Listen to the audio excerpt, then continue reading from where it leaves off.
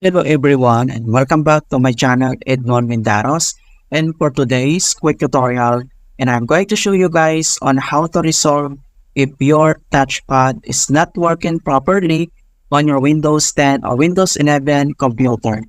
And without further ado, and let's go ahead.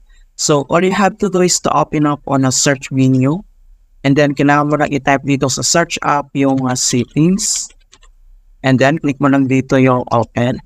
And the next step ay dito sa settings ay kailangan mo lang i-select dito yung Bluetooth and devices. So click mo lang yan. And then dito sa Bluetooth and devices, so kailangan mo lang mag-scroll down and then ilocate natin yung touchpad. Okay, ito siya.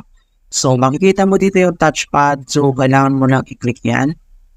And then next dito sa touchpad settings ay kailangan lang natin itong i-turn on. So dito sa right side, so click mo lang tong button niya, i-toggle on natin. Ayan.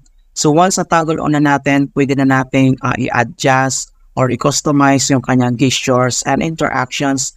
Meron dito yung kanyang cursor speed, and then yung taps, andito siya mga kaibigan, yung kanyang touchpad sensitivity. So pwede mong i-adjust to medium sensitivity, low sensitivity, high, or most mga kaibigan. And then pwede mo naman itong i-check tong tap with a single finger.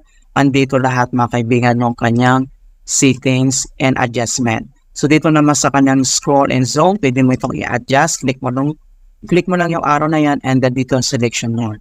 And then same with 3 fingers gestures and 4 fingers gestures. So after dito, so close lang natin, and other solution na pwede natin gawin.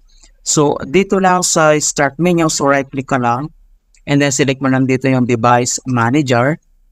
And then dito sa device manager, ang next step ay kailangan lang natin i-select dito yung human interface devices. Okay? So i-click mo lang yung arrow na yan para mag-expand. And then next ay kailangan mo lang i-select dito yung touchpad. Okay? So makikita mo dito yung HID compliant touchpad. So i-click mo lang yan. And then kailangan mo lang mag-right click. And then select mo lang dito yung update driver. And then pop up tong dalawang options na search automatically for drivers or browse my computer for drivers.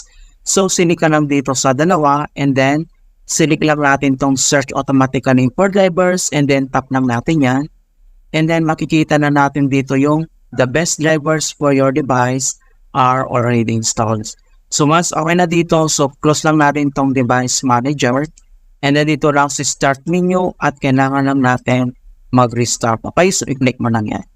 Alright, so ganun na po kasimple on how to fix touchpad not working properly in Windows 10 or Windows 11. And please don't forget to like this video, subscribe to my channel for more quality content. Thank you guys, and see you in my next tutorial.